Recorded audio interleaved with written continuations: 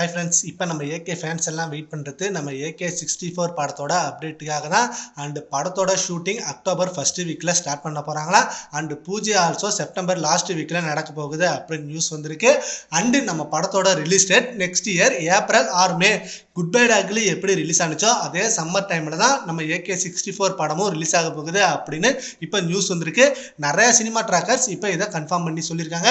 And இதை விட இன்னொரு ஹைலைட்டான விஷயம், இந்த படத்தோட மியூசிக் டைரக்டர் அனிருத்தா அப்படின்னு கன்ஃபார்ம் பண்ணியிருக்காங்க.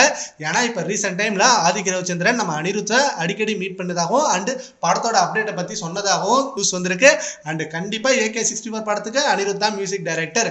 விடாமுயற்சி படத்தில் எப்படி அந்த மாதிரி ஒரு பிஜிஎம் போட்டாரோ அதே போல் இப்போ ஆதிக் ரவிச்சந்திரனோட டைரக்ஷன்ல வர இந்த படத்துக்கும் செம்மையான பிஜிஎம் சாங்ஸ் எல்லாம் போட்டு கொடுப்பாரு நம்ம தல அஜித் சாருக்காக அப்படின்னு வேற லெவல் வெயிட்டிங்கோட இருக்காங்க. அண்ட் படத்தோட அனௌன்ஸ்மெண்ட் ரெடி பண்ணிட்டு இருக்காங்க.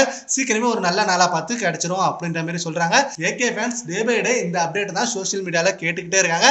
அண்ட் ஆதிக் ரவிச்சந்திரன் எங்க போனாலும் அங்க ஃபேன்ஸ் பார்த்து கேட்கிற ஒரே கேள்வி, AK64 படம் எப்படி உருவாக்கிட்டு இருக்கு, படத்தோட கதை என்ன மாதிரி கதை, குட் பை டாக்லி மாதிரி scene by scene fan by சம்பவமா இருக்குமா, இல்ல இது எந்த மாதிரி ஜேனர் அப்படின்ற மாதிரி கேள்வி கேட்டுருக்காங்க.